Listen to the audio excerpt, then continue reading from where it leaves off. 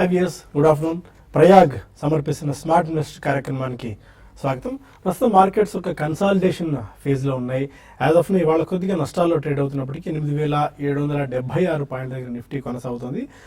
15-20 పాయింట్ల నష్టంతో అండ్ సెన్సెక్స్ ఒక 55 పాయింట్ల నష్టంతో కొనసాగుతుంది. ఈ ఫిబ్రవరి ఫస్ట్ వీక్ నుంచి మనం చూస్తే ఫెబ్ ఫస్ట్లో 8630, 8650 ఆర్డ్ లెవెల్స్ నుంచి ఒక 100 పాయింట్స్ రేంజ్లోని నిఫ్టీ ఈ ఆల్మోస్ట్ ఒక 2 వీక్స్ నుంచి ట్రేడ్ అవుతూ వస్తుంది. మేబీ ఇదే కన్సాలిడేషన్ ఫేజ్, ఈ పాజిటివ్ కన్సాలిడేషన్ ఫేజ్ మరికొద్ది కాలం పాటు కొనసాగే అవకాశాలు మనకు కనిపిస్తున్నాయి. నెక్స్ట్ ఇమీడియట్ ట్రిగ్గర్ మనకి elections results, 5 state elections results ఉన్నాయి కాబట్టి దానికి ఇంకొక 4 రోజుల సమయం మనకుంది. పూర్తి స్థాయిలో 5 రాష్ట్రాలకు సంబంధించిన ఎన్నికల ఫలితాలు వెలువడేది. ఎందుకంటే వివిధ దశల్లో పోలింగ్ నడుస్తుంది కాబట్టి maybe March 8th or March 11th దశల వారీగా అక్కడి నుంచి రిజల్ట్స్ మనకు రావచ్చు. దాని తర్వాత ఇమీడియట్ ట్రిగ్గర్ మనకు డొమెస్టిక్ పరంగా చూసుకున్నట్టయితే అదొక ఇమీడియట్ ట్రిగ్గర్గా కనిపిస్తుంది. అప్పటివరకు అయితే మేబీ అంతర్జాతీయ ఆర్ కొన్ని జాతీయ నెంబర్స్ లాంటివి కొన్ని మార్కెట్స్ ప్రభావితం చేసే అవకాశం ఉంది, కానీ మేజర్ ట్రిగ్గర్ అయితే ఇమీడియట్గా మనకేం కనిపించట్లేదు. బట్ 8,800 అనేది ఒక చాలా స్ట్రాంగ్ రెసిస్టెన్స్ పాయింట్గా కనిపిస్తుంది. 8,800 బ్రేక్ చేయాలనుకున్న ప్రతిసారి అక్కడ ఒక స్ట్రాంగ్ ఇది మనకి ఎదురవుతుంది. అందుకని ఆ లెవెల్స్ ప్రతిసారి మనం కిందికే రావడం చూస్తున్నాం. ఒకవేళ ఆ స్థాయి దాటి 8,900 లెవెల్స్ పైన కనుక సస్టైన్ అవుతేనే మనకి ఇమీడియట్ అప్ ట్రెండ్ ఉండే ఛాన్సెస్ ఉన్నాయని చెప్పి స్ట్రీట్ ఎక్స్పెక్ట్ చేస్తుంది. యాజ్ ఆఫ్ నౌ ఇంట్రాడే పరంగా చూసుకున్నట్లయితే FMCG, pharma, reality, PSU banks counters కొద్దిగా వీక్గా ఉన్నాయి ఇవాళ. బట్ స్టిల్ రూపీ స్ట్రాంగ్గా అవుతున్నప్పటికీ వరుసగా 3-4 రోజు ఐటీ ప్యాక్ మాత్రం చాలా స్ట్రెంగ్త్ కనబరుస్తుంది. ఎందుకంటే ఆశించిన స్థాయిలో ట్రంప్ ఎఫెక్ట్ ఐటీ కంపెనీస్ మీద ఉండకపోవచ్చేమో అన్న ఒక బయింగ్ ఫ్యాక్టర్ ఒకటి కొద్దిగా మార్కెట్స్ను డ్రైవ్ చేస్తూ వస్తుంది. బార్గెనింగ్ ట్రేడ్ మనం చూస్తున్నాం ఈ స్టాక్స్. అందుకని ఐటీ లాంటి కౌంటర్స్లో బయింగ్ కనిపిస్తుంది. మెటల్స్, ప్రైవేట్ బ్యాంక్స్ కూడా పాజిటివ్గా ఉన్నాయి. 50-day వీక్ హై టచ్ చేసిన స్టాక్స్ ఆల్మోస్ట్ 50+ దాకా ఉన్నాయి. వాటి ఆల్కెమ్ ల్యాబ్స్ లాంటి కౌంటర్స్ ఉన్నాయి. 1 yearలోనే 1100 నుంచి ఆల్మోస్ట్ 1800 మార్క్ని క్రాస్ చేసింది. మిగిలిన ఫార్మా కంపెనీస్ అన్ని డాక్టర్ రెడ్డిస్ అనుకోవచ్చు, దివీస్ అనుకోవచ్చు, సన్ ఫార్మా, సిప్లా లాంటి కౌంటర్స్ పెద్ద పర్ఫార్మెన్స్ లేకపోయినప్పటికీ ఆల్కెమ్ ల్యాబ్స్ మాత్రం చాలా స్ట్రాంగ్ పర్ఫార్మెన్స్ మనం చూస్తున్నాం. బలరాంపూర్ చీని ఇవాళ, blue star, Godrej industries, heritage foods, for the matter NOCIL 60-65 rupees నుంచి ఆల్మోస్ట్ 85 లెవెల్స్ దగ్గర ప్రస్తుతం ట్రేడ్ అవుతుంది. నోసిల్, ప్రభాత్ డైరీ కూడా అట్రాక్టివ్ కనిపిస్తుంది. సుజలాన్ ఎనర్జీ కూడా 13-14 ఆర్డ్ లెవెల్స్ నుంచి మెరుగైన త్రైమాసిక ఫలితాలు కొద్దిగా మేబీ రిబౌండ్ అయ్యే ఛాన్సెస్ ఎక్కువగా ఉన్నాయి, రివైవ్ అయ్యే ఛాన్సెస్ ఈ కంపెనీలో ఉన్నాయని దాంతో సుజలాన్ కూడా ఆల్మోస్ట్ 20 మార్కుకి దగ్గరలో ప్రస్తుతం ట్రేడ్ అవుతూ వస్తుంది. వెంకీస్ 800 మార్కుని క్రాస్ చేసింది. ఇలా చాలా స్టాక్స్ ఇండెక్స్తో పోలిస్తే స్టాక్ స్పెసిఫిక్ యాక్షన్ ఇవాళ ఎక్కువగా ఉంది. బట్ పిఎస్యూ బ్యాంక్స్లో బ్యాంక్ ఆఫ్ బరోడా నిరుత్సాహక త్రైమాసిక ఫలితాలు వెల్లడించిన నేపథ్యంలో 10% దాకా ఇవాళ క్రాక్ అయింది. ఎస్ఆర్ఎఫ్ కూడా వీక్ Q3 నెంబర్స్తో 10% దాకా ఇవాళ వీక్ అవడం చూస్తున్నాము. మొత్తానికైతే చాలా రోజుల తర్వాత ఎఫ్ఐఎస్ కొద్దిగా బయింగ్, లోయర్ లెవెల్స్ దగ్గర బయింగ్ మనకు కనిపిస్తుంది. బట్ మిగిలిన ఏషియన్ పీరియడ్స్తో కంపేర్ చేస్తే ఈ రోజు వరకు మాత్రం మన మార్కెట్స్ కొద్దిగా అండర్ పర్ఫామ్ చేస్తూ ఉన్నాయి. ఇప్పటివరకు మార్కెట్ ట్రెండ్ ఏంటి, ఈ టైంలో ఎలాంటి ఆపర్చునిటీస్ మార్కెట్స్లో ఉన్నాయని మనతో పాటు మరిన్ని అంశాలు మనతో డిస్కస్ చేసింది అనలిస్ట్ సిద్ధంగా ఉన్నారు. Good afternoon both of you sir. Good afternoon. As of now 88 strong resistance లా కనిపిస్తుంది. ఇమీడియట్ ట్రిగ్గర్స్ ఏం మనకు యాజ్ ఆఫ్ నో ఏదో డొమెస్టిక్గా కానీ ఇంటర్నేషనల్గా కానీ కనిపించట్లేదు. మోస్ట్లీ మార్కెట్ అన్ని న్యూస్ని డైజెస్ట్ చేసేసుకుంది. ఇమీడియట్ మేజర్ ట్రిగ్గర్ దేశీయంగా ఎలక్షన్స్ కనిపిస్తున్నాయి మనకి, ఎలక్షన్ రిజల్ట్స్ ఆర్ మార్కెట్స్ ఇంకా ఏ ఫోర్స్ డ్రైవ్ చేసే ఛాన్సెస్ కనిపిస్తున్నాయి? Yeah, basically I think result season అయిపోయింది కాబట్టి I think market is taking a pause అండి. Probably it can even react a little bit and then consolidate అక్కడ మనకి. ఎందుకంటే external news ఒకటే I think is the major driver. So election news అంటే మనకి definitely I don't think there will be much in the next 1 or 2 weeks అండి, ఈ month end అయ్యేదాకా. ఎందుకంటే పోలింగ్ నడుస్తుంది, so will not get any exit polls ఇటువంటివి ఏమి రావు కాబట్టి I think it's only going to be a guess work. Probably fag end of this month or maybe first week of మార్చ్లో మళ్ళీ కొద్దిగా noise అనేది ఎక్కువ అవుతుంది. ఎందుకంటే అప్పటికి మేజర్ పోలింగ్ అనేది మోస్ట్ ఆఫ్ ద స్టేట్స్లో అయిపోతుంది కాబట్టి. So beyond now between now and next 1 or 2 weeks కొంచెం మార్కెట్లో కన్సాలిడేషన్ టు స్వల్పంగా రియాక్షన్ వచ్చే అవకాశం ఎక్కువ ఉందండి. అంటే it's not going to be major fall, but it can consolidate for a next maybe week or 10 days time. About 200 to 300 points is always a healthy correction అని చెప్పుకోవచ్చు మనం on the Nifty.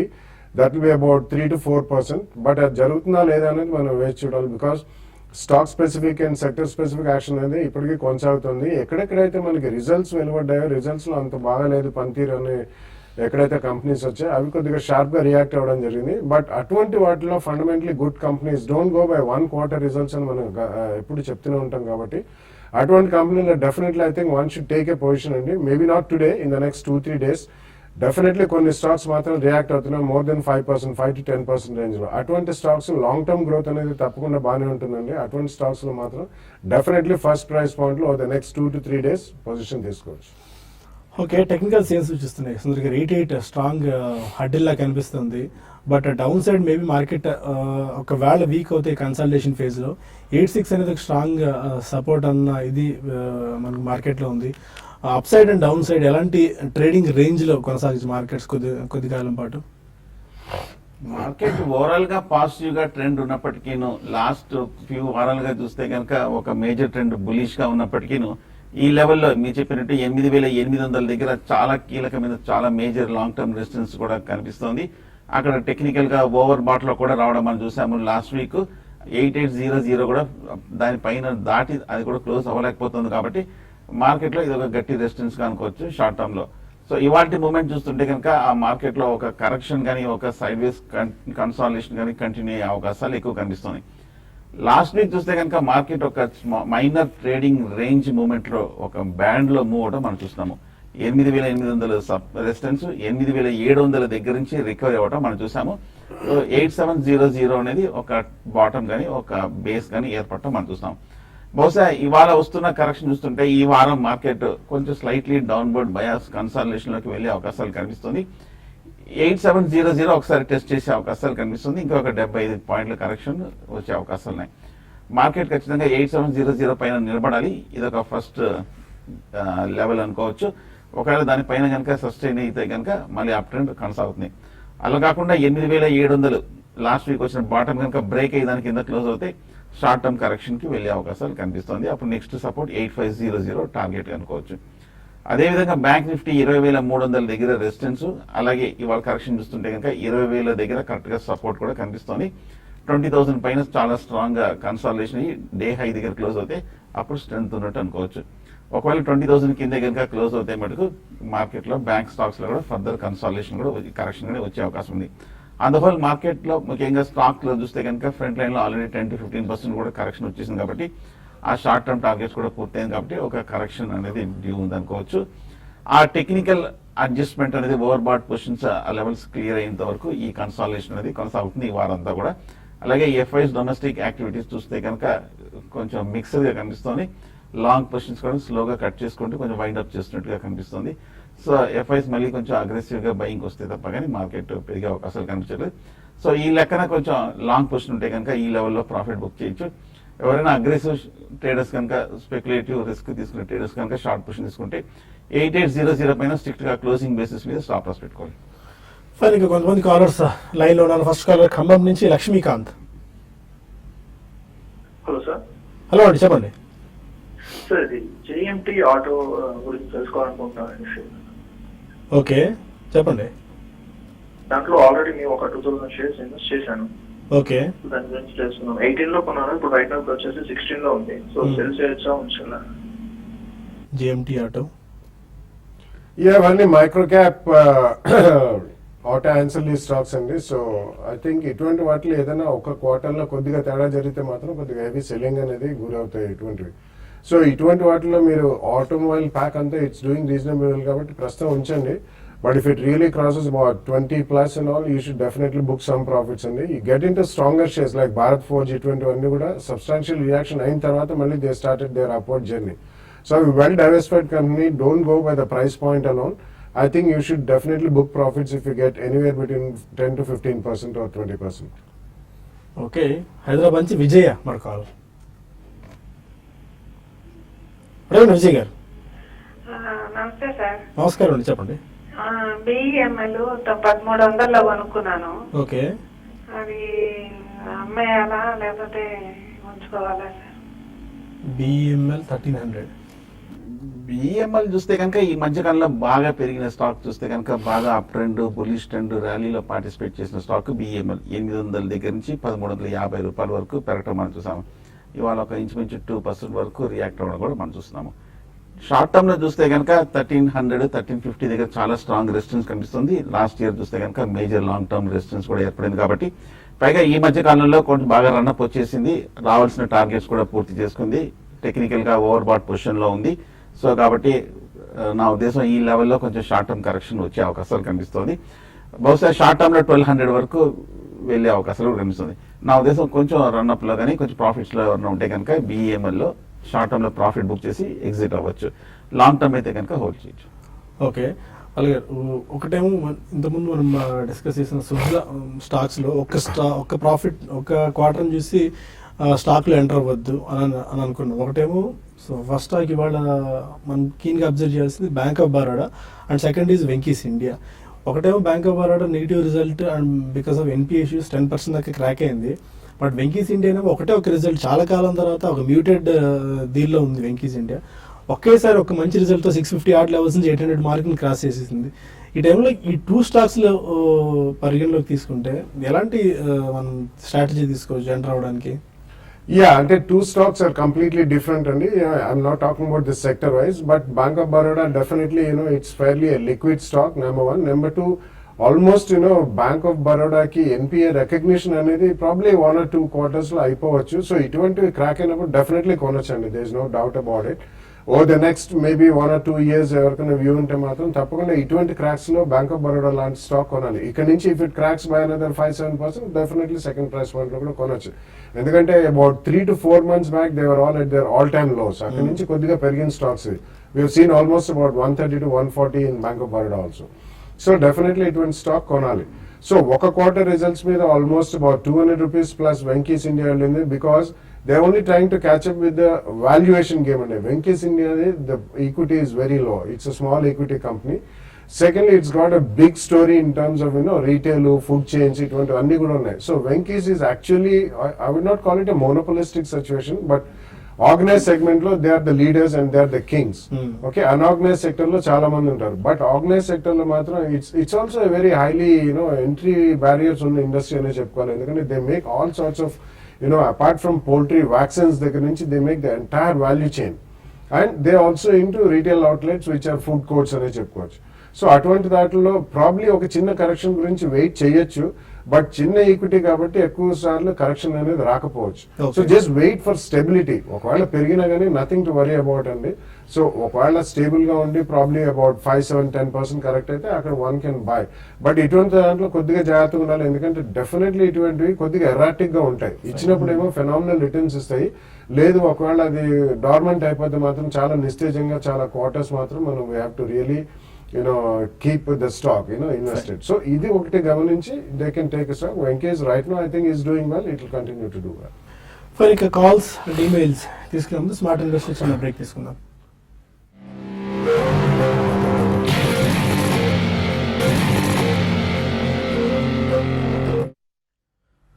Welcome back to smart investor. మన caller Kakinada నుంచి మూర్తి ఉన్నారు telephone లైన్లో. అడగండి మూర్తి. Hello, అడగండి మూర్తి గారు, వినిపిస్తుంది. నమస్కారం. తీసుకొచ్చండి. MRPL okay. MRPL కూడా చూస్తే కనుక ఈ స్టాక్ బాగా పెరగడం మనం చూసాము. ఈ మధ్య ఈ రిఫైనరీ స్టాక్ చూస్తే కనుక 50 రూపాయల దగ్గర నుంచి 115 రూపాయల వరకు బాగా పెరగడం మనం చూసాము. టెక్నికల్ గా చూస్తే కనుక బులిష్ గానే కనిపిస్తుంది. నా ఉద్దేశం అయితే మటుకు కొంచెం ఈ లెవెల్లో 120 రూపీస్ దగ్గర ఆగే అవకాశాలు కనిపిస్తుంది. కాబట్టి MRPL కొంచెం వెయిట్ చేయండి. పైగా ఓవర్ బాట్ పొజిషన్ లో కూడా ఉంది కాబట్టి కొంచెం ఒక చిన్న డిప్ లో బై చేయొచ్చు. అలాగే మొన్న Q3 రిజల్ట్స్ కూడా బాగా పాజిటివ్ గా రావడం కూడా మనం చూస్తున్నాము. సో ఫండమెంటల్ గా బులిష్ గా ఉన్నప్పటికీ టెక్నికల్ గా ఒక కరెక్షన్ డ్యూ ఉంది కాబట్టి డిప్ లో ఒకవేళ 195 లెవెల్కి వస్తే బై చేయొచ్చు. మన కాలర్ టాంజానియా నుంచి రమాదేవి. హలో, అడే రమాదేవి గారు. నమస్తే అండి. నమస్కారం అండి, చెప్పండి. ఒకటండి అది ఫైబర్ వెబ్ ఇండియా అండి. ఓకే. అది మీ ప్రైస్ పాయింట్ లో ఎంటర్ అవ్వచ్చా అండి? And second one sterling tools అండి, అది కూడా ఈ ప్రైస్ లో కొనుక్కోవచ్చా అండి? ఎంతకాలం హోల్డ్ చేద్దాం అనుకుంటారండి తీసుకుని? మేము లాంగ్ టైం ఇన్వెస్ట్ అండి, 2 years 3 years అని ఒక ఇన్వెస్ట్ చేస్తాము. Fibre web India and sterling tools. No, FiberWeb I don't cover and I have not tracked that stock. Sterling Tools has actually last 1 year it's been a stunning performer and actually I think 2-3 times పైన పెరిగిన stock అది. They are basically into fasteners. So ఆ industry అంతా కూడా they are doing well అండి. Sterling Tools is a strong company also and split కూడా అయింది recently. So the best thing would be about 2 price points లో కొనండి with about a 10 to 12 and maybe about 15 to 20% difference లో 2 price points లో కొనండి. Definitely I think they will do well. ఎందుకంటే చిన్న company ఇది, ఇట్స్ స్మాల్ క్యాప్ స్టాక్ కాబట్టి కొద్దిగా గ్రోత్ అనేది ఫాస్టర్ గా ఉంది అండ్ ఇదే కంటిన్యూ అయితే మాత్రం డెఫినెట్లీ మీకు అవుట్ సైజ్ రిటర్న్స్ కూడా వచ్చే అవకాశం ఉంది. సో 2 ప్రైస్ పాయింట్స్ ఉండండి. ఏదైనా ఒక చిన్న తేడా వచ్చినా ఇటువంటి వాటిలో కొద్దిగా షార్ప్ కరెక్షన్స్ ఉండొచ్చు. అటువంటిప్పుడు you can buy more of the stock. But it's decent company in to the right field and fasteners చేస్తారు వాళ్ళు. So most of the automobile and engineering industry పెరిగినప్పుడు they will participate. Fibre track చేస్తున్నారు, బాగా bullish గా ఉందండి. ఈ stock చూస్తే కనుక గత ఏడాది బట్టి 20 రూపాయల నుంచి బిగిన్ అయినప్పుడు 240 రూపాయల వరకు పెరగడం మనం చూస్తున్నాము. ఇవాళ కూడా 8% వరకు ఈ స్టాక్ బులిష్ గా కనిపిస్తుంది. ఫండమెంటల్ కూడా ఈ మధ్య కొంచెం బాగానే పెర్ఫామ్ చేసింది. న్యూస్ కూడా కొంచెం పాజిటివ్ గా రావడంతో ఈ స్టాక్ కూడా బాగా ఉంది. వాల్యుయేషన్స్ ఈ లెవెల్లో కూడా చూస్తే అట్రాక్టివ్ గానే కనిపిస్తుంది. కాకపోతే టెక్నికల్ గా ఇంత మల్టీ బ్యాగర్ అయిపోయి అనూహ్యంగా పెరిగింది కాబట్టి, కన్సాలిడేషన్ లేకుండా కరెక్షన్ లేకుండా పెరిగింది కాబట్టి టెక్నికల్ కరెక్షన్ వచ్చే అవకాశాలు ఉన్నాయి. ఒకవేళ ఏమైనా 200 లెవెల్స్కి వస్తే కనుక డిప్ చేయండి, కానీ 40 రూపీస్ దూరంలో ఉన్నా కూడా వచ్చే అవకాశాలు కూడా ఉన్నాయి. మోహన్ మరో కాల్ ఉన్నారు. అడగండి Mohan. Hello sir. Hello sir. Hello అండి, చెప్పండి. సార్ ఇది జైన్ యాదవ్ గురించి కొంచెం డీటెయిల్స్ ఫండమెంటల్స్ ఎట్లా అవుతుంది? తీసుకున్నారని తీసుకుందాం అనుకుంటున్నారా? అవును sir. Yeah, basically Jayant Agro it's a strong company అండి డెఫినెట్లీ. కాకపోతే కొద్దిగా లిక్విడిటీ అనేది కాస్త తక్కువ ఉంటుంది. So close to about 600 rupees అలా ఉంది. They make castor oil and castor oil derivatives చేస్తారు. I think they also trying to get in to some of the derivatives లో కొద్దిగా వాల్యూ ఎడిషన్ ఉన్న డెరివేటివ్స్ క్యాస్టర్ ఆయిల్ సీడ్స్ లో చేయాలని అనుకున్నారు. Otherwise it's a good company. మీరు recently కూడా కొంచెం బాగానే పార్టిసిపేట్ చేసింది కాబట్టి you can wait for a small correction అండి. ఓవరాల్ కరెక్షన్ సెట్ ఇన్ కాలేదు మార్కెట్లో కాబట్టి you can wait for 5 to 10% correction.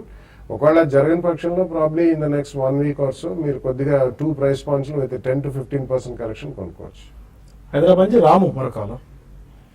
Sir Everonn sir, Everonn Education sir, Everonn Education and Jain Irrigation sir. Okay, తీసుకున్నారా తీసుకుందాం అనుకుంటున్నారా? ఎవరాన్ ఎడ్యుకేషన్ ఆల్రెడీ తీసుకున్నాను సార్, జైన్ ఇరిగేషన్ తీసుకున్నాను sir. Okay, Everonn Education run అవుతూ అయితే మధ్యలో ఆగిపోయింది సార్. తీసుకున్నాను సార్, ఆల్రెడీ తీసుకున్నా. Okay fine.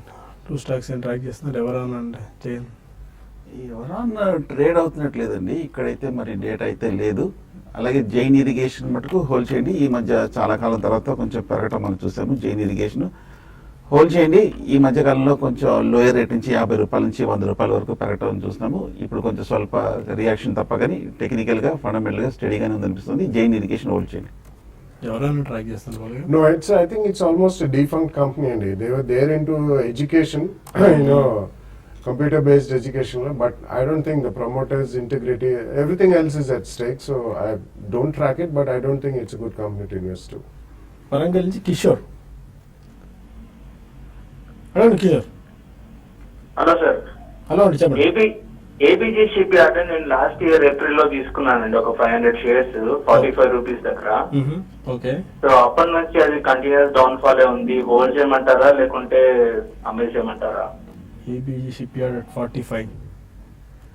చాలా కాలం నుంచి చూస్తే కనుక మీకు చెప్పినట్టు 300-350 రూపాయల నుంచి కంటిన్యూస్ గా పడుతూ 25 రూపాయల వరకు రావడం మనం చూసాము.